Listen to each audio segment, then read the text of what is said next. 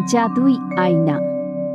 मुनिया अपनी माँ राम दुलारी के साथ निमपुर गांव में रहती है। गांव के जमींदार की नजर राम दुलारी की जमीन पर है। वो दिन रात यही सोचता है कि कैसे भी करके वो राम दुलारी की जमीन हड़प ले। इसके लिए वो दिन रात नए नए प्लान बनाने में लगा रहता है। जमींदार बाबू, हम तो कहते हैं राम दुलारी को डायन साबित कर देते हैं। हाँ, मगर ये कैसे साबित करेंगे? ये नशे की दवा है, उसे पिलाकर नशे में उसका डायन जैसा मेकअप कर देंगे और आधी रात को बगिया में छोड़ देंगे।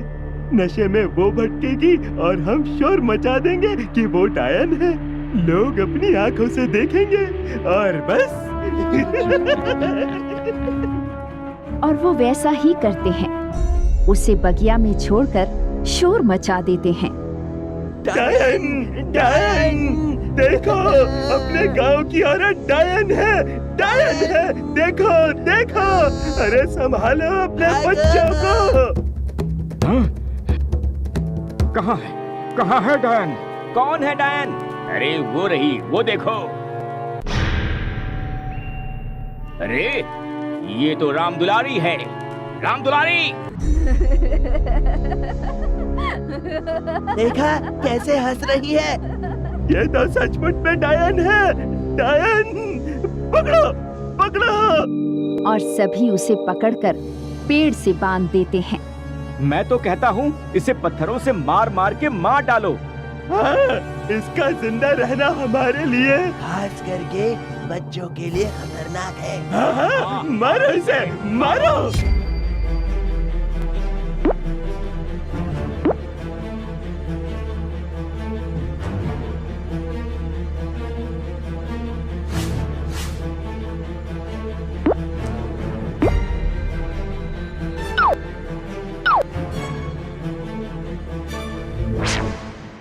नहीं, मत मारो, मेरी माँ को मत मारो। क्यों नहीं मारे? अरे दूर हट इससे, वरना ये तुझे भी खा जाएगी। ये डायन है, डायन। नहीं, मेरी माँ डायन नहीं है। मुखिया काका, आप समझाइए ना इन्हें। माँ बापू तो आपके लिए कितना काम करते थे। बापू नहीं रहे तो फिर माँ ने भी तो आपके लिए दिन रात काम किया है। कभी आपको लगा कि मेरी माँ डायन है? काका, हाथ जोड़ती हूँ मैं आपके आगे, मेरी माँ को बचा लीजिए ना काका। लड़की चुप रह, तू अभी बच्ची है, तुझे तो नहीं जमींदार साहब, ये सही कह रही है। मुझे भी कभी ऐसा नहीं लगा। गांव का मुखिया होने के नाते मैं ये कह रहा हूँ कि इसे अब की बार माफ कर देते हैं। अब मैं ध्यान रखूंगा, अगर अगली बार ये डायन सी हरकत करते हुए मिली तो मैं खुद इसे सजा दूंगा। हाँ। और मुखिया की बात सुनकर वो कुछ नहीं कह पाए, मगर वो ताक में थे कि जैसे ही उन्हें मौका मिलेगा वो राम दुलारी को डायन साबित करके मुखिया के ही हाथों सजा दिलवा कर ही रहेंगे। और वो मौका उन्हें उस दिन मिला जब मुनिया स्कूल से बगिया के रास्ते अकेली लौट रही थी। जमींदार बाबू, अगर हम राम दुलारी की बेटी को ही गायब कर दें और बाद में इसी की माँ पर इल्जाम लगा दें कि ये डायन थी, कि देखो अपनी ही बच्ची को खा गई, तो गांव के लोग अपने अपने बच्चों को लेकर डर के मारे इसे गांव से भगा देंगे। अरे जमींदार काका, आप लोग? काका की बच्ची, कल्ला कल्ला, पकड़ो इसे।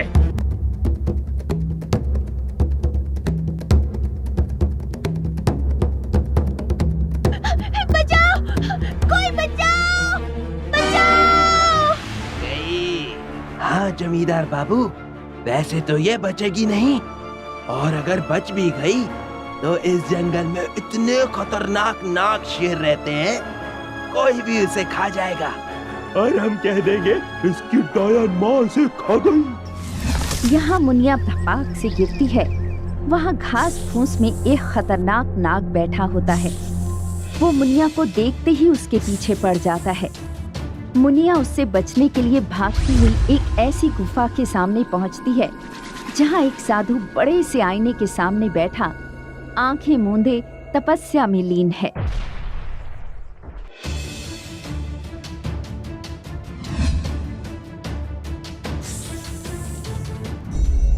तुम्हें अब डरने की जरूरत नहीं है बालिके। ये अब तुम्हारा गुलाम बन चुका है। गुलाम? कैसे? तुमने बचने के लिए यह आईना इसके सामने किया ना, इसमें इसकी तस्वीर आ गई, बस ये तुम्हारा गुलाम बन गया। पर बाबा, आप ये आईना अपने सामने रखकर क्या कर रहे थे? ये कोई मामूली आईना नहीं है बालिके, जादुई आईना है। इसे मैं अपने सामने रखकर इसलिए बैठता हूँ ताकि आंख बंद करके तपस्या करते देख कोई जंगली जानवर मुझ पर हमला करने आए तो इसमें उसकी तस्वीर भरते ही वो मेरा गुलाम बन जाए और मेरी तपस्या भंग ना हो। पर तुम यहाँ इस भयानक जंगल में क्या कर रही हो? वो बाबा को सब कुछ बताती है तो साधु कहता है, तब तो इस जादुई आईने की तुम जैसी मासूम बच्ची को खास जरूरत है। तुम इसे ले जाओ, घबराओ मत। जब तुम्हारी पारिवारिक समस्या सुलझ जाएगी, ये आईना अपने आप मेरे पास आ जाएगा। राम दुलारी को एक बार फिर पकड़ लेते हैं। तभी हाथ में आईना उठाए मुनिया वहाँ आती है। रुक जाओ सब लोग, मत मारो मेरी माँ को। मुनिया, कहाँ थी तू? ये लोग मुखिया जी से कह रहे हैं कि मैं तुम्हें खा गई। कौन? ये लोग?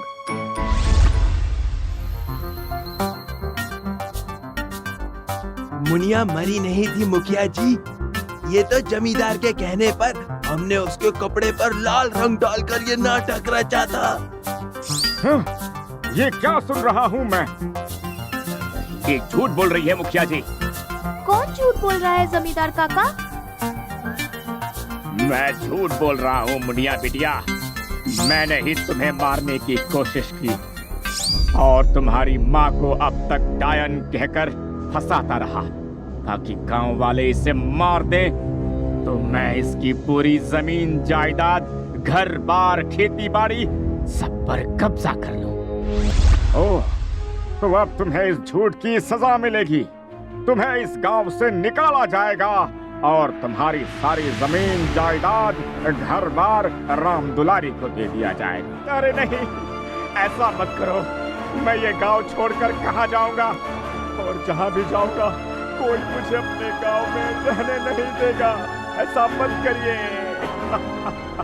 ये बात तुम्हें एक मजबूर औरत और उसकी बेटी पर जुल्म करने से पहले सोचनी चाहिए थी। मुझे माफ कर दो बहन। मुखिया जी, माफ कर दीजिए इन्हें। गलती इंसान से ही होती है। आखिर ये पुश्तों से हमारे गांव में रह रहे हैं, कहाँ जाएंगे बेचारे। ठीक है, माफ कर देते हैं, पर एक बात समझ में नहीं आई मुनिया। अब तक ये तुम्हारी माँ के खिलाफ बोल रहे थे, अचानक उनके हक में कैसे बोलने लगे?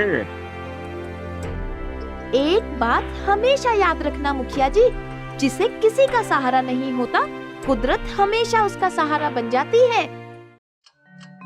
जादुई घड़ी। बबलू एक नंबर का आलसी बच्चा है। वो अपने हर काम में लेट हो जाता है। स्कूल भी अक्सर लेट पहुंचता है। इस वजह से उसे रोज डांट पड़ती है। May I come in, teacher? ये कोई स्कूल आने का टाइम है? पूरे 1 घंटे लेट हो गए हो। कान पकड़ो और दरवाजे पर ही खड़े रहो। Sorry, teacher. उठने में लेट हो गया। रोज ये बहाना नहीं चलेगा।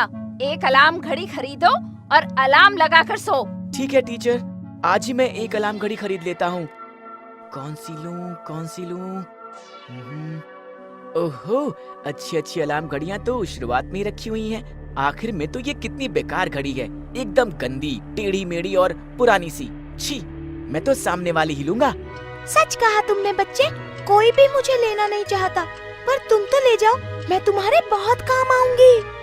क्या काम आओगी? तुम जैसा कहोगे मैं वैसा ही करूंगी। मैं हमेशा लेट हो जाता हूँ, मेरा काम टाइम पर करवाओगी? हाँ। ठीक है। और वो उसे घर ले आता है। माँ देखो मैं क्या लाया हूँ, अलार्म घड़ी। ये क्यों? अब मैं अलार्म लगाकर सोऊंगा और अलार्म बजते ही उठ जाऊंगा, तो कभी स्कूल के लिए लेट भी नहीं होऊंगा।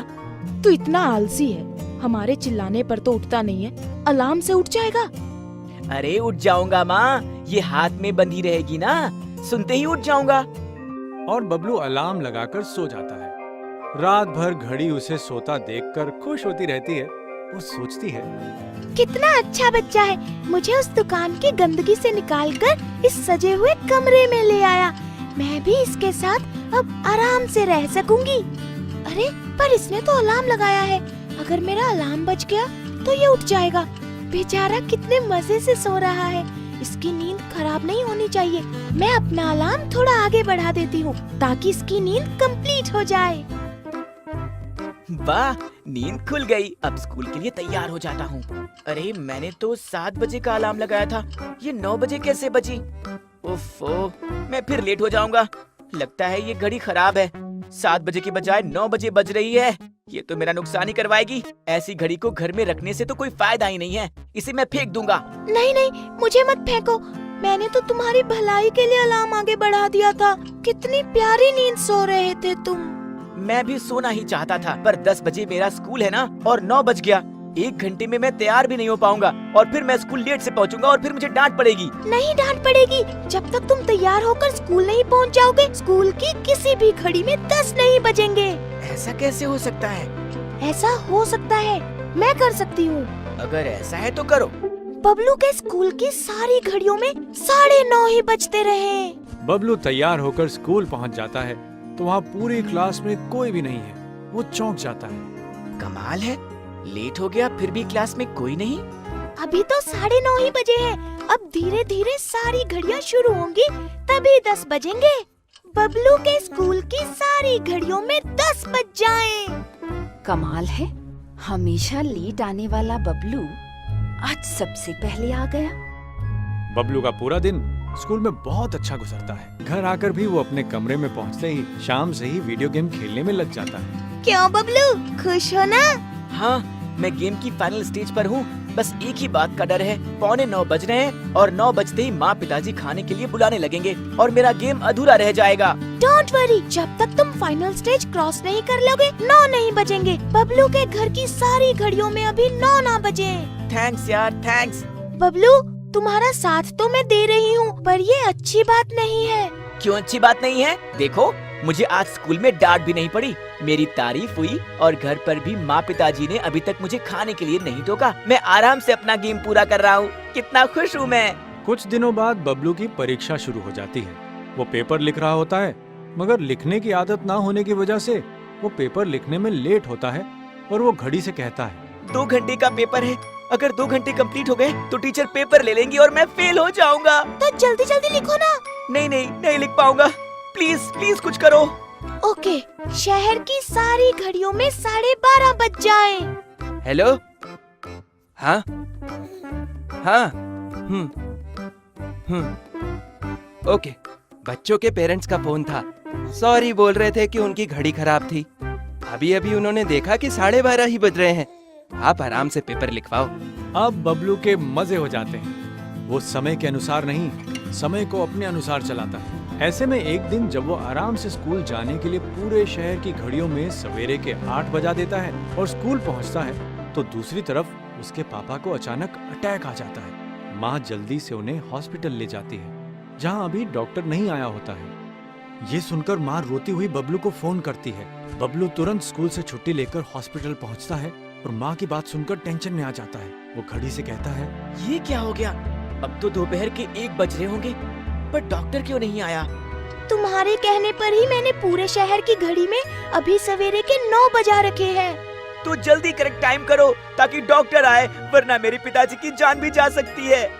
पूरे शहर की घड़ी राइट टाइम हो जाए। ओह गॉड, आज तो मैं बहुत लेट हो गया, कहीं कोई पेशेंट प्रॉब्लम में ना आ जाए।